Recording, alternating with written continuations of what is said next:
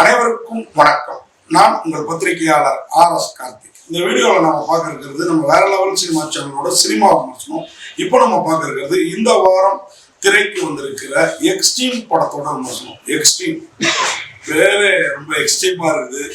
அப்படிதான் இந்த படத்தை இயக்கி இருக்கிறவர் உண்மையாவே கொஞ்சம் விஷயம். இதுக்கு முன்னாடி ஒரு பிழை தூவல் அப்படின்னு ஒரு படம் எடுத்தாரு. வேற கதைக்களத்துல படம் எடுக்கிறாரு. உண்மையா பாராட்டணும். இந்த படத்துல பாத்தீங்கன்னா நிறைய புதுமுகங்கள், சிலர் தெரிஞ்ச முகங்களும் இருக்காங்க. ஆனா மெயினான கேரக்டர் அபி நட்சத்திரா. அவங்கதான் இந்த படத்துல ஒரு முக்கியமான ஒரு ரோல். அந்த நடிகை, அவங்க கூட இன்னொரு நடிகை ரச்சிதா மகாலட்சுமி, அவங்களும் ஒரு போலீஸ் இன்ஸ்பெக்டர் கேரக்டர்ல உண்மையாவே ஒரு பாராட்டக்கூடிய ஒரு விதத்தில் நடிச்சிருக்கிறாங்க. அது இல்லாம ராஜ்குமார் நாகராஜ், அவர் தான் இந்த படத்தோட ஒரு தயாரிப்பாளர். அவர் சத்யசீலங்கிற ஒரு போலீஸ் இன்ஸ்பெக்டர் கேரக்டர்ல வேற லெவல்ல நடிச்சிருக்கிறாரு. இவரு தூவல் படத்துலயும் இருந்தார். இந்த படத்துல இருக்கிற நிறைய பேர் இந்த இயக்குனர் தூவல் படத்துலயும் நடிச்சிருந்தாங்க. சிவம் அவர் கூட வில்லனா அந்த படத்துலயும் நடிச்சிருந்தாரு.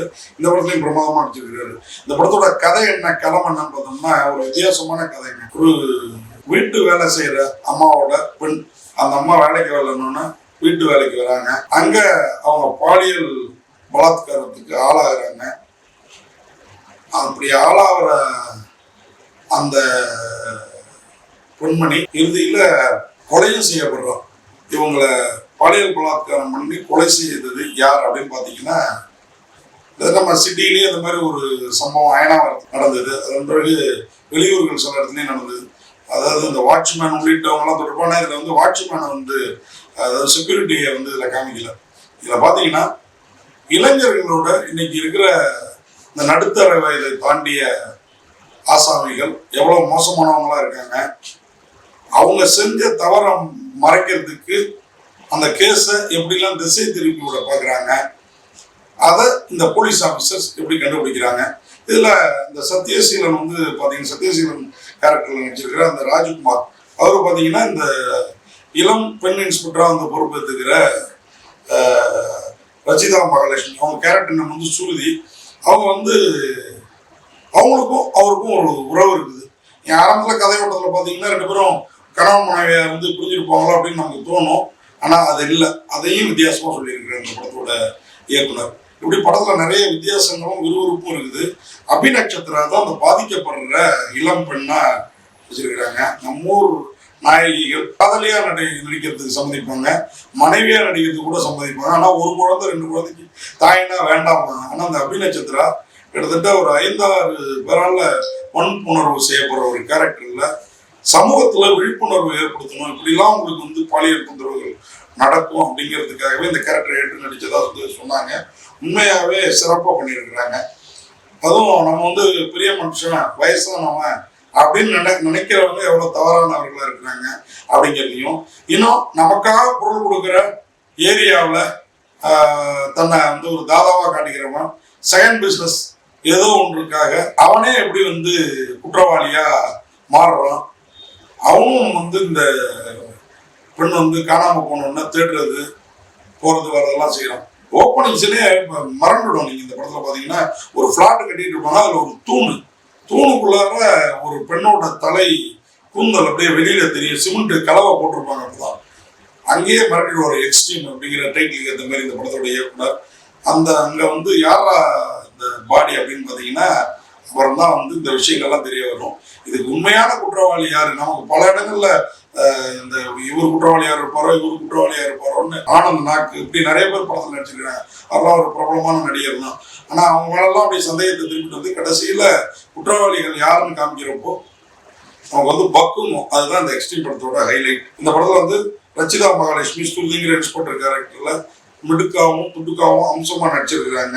அவங்க ஆரம்பத்துல இன்ஸ்பெக்டர் சத்யசீலனோட கோஆபரேட் பண்ண கொஞ்சம் மறுத்துட்டு அதன் பிறகு அவரோட இணைந்து இந்த கேஸை துருவி கண்டுபிடிக்கிறதுல வேற லெவல்ல நடிச்சிருக்கிறாங்க. அதே மாதிரி ராஜ்குமார் நாகராஜ் சத்யசீலனா இன்ஸ்பெக்டரா நடிச்சிருக்கிறார். அவரு தனக்குள்ளார ஒரு சோகத்தை புதைச்சி வச்சுக்கிட்டு தான் குடும்பத்துல சோகமான நிகழ்வுகள் இருந்தாலும் வருத்தமான விஷயங்கள் இருந்தாலும் ஒரு போலீஸ்மேனா பொதுவுல எப்படி நடந்து கொடுக்கறதுக்கு அழகா நடிச்சிருக்கிறாரு. அபிநட்சத்ரா திவ்யாங்கிற கேரக்டர்ல நம்ம மனசை வந்து நம்ம பெண் பிள்ளைகளை, நம்ம வீட்டில் இருக்கிற பெண் குழந்தைகளை, பெண் பிள்ளைகளை நினைச்சு பதற விடுற ஒரு கேரக்டர்ல அம்சமா நடிச்சிருக்கிறாங்க.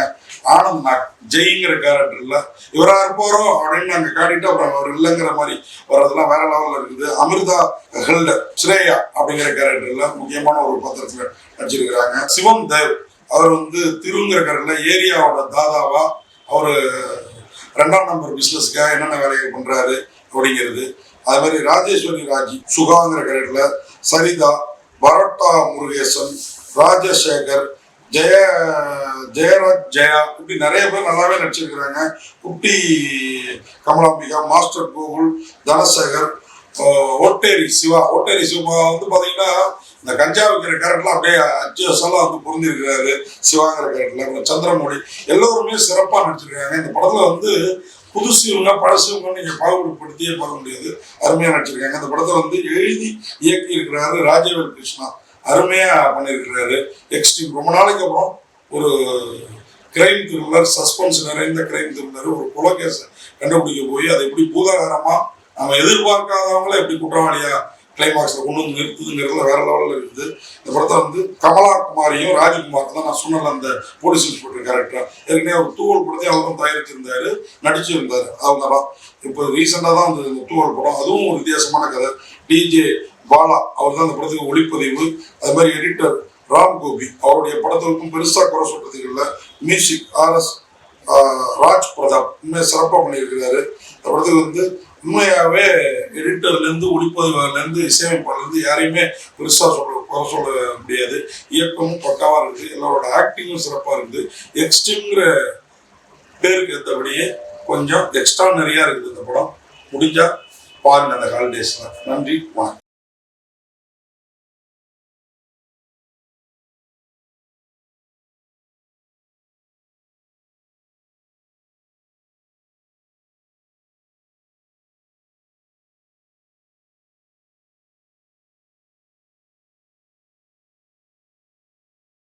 இந்த வீடியோ உங்களுக்கு பிடிச்சிருந்தா லைக் பண்ணுங்கள், கமெண்ட் பண்ணுங்கள், ஷேர் பண்ணுங்கள், சப்ஸ்கிரைப் பண்ணுங்கள்.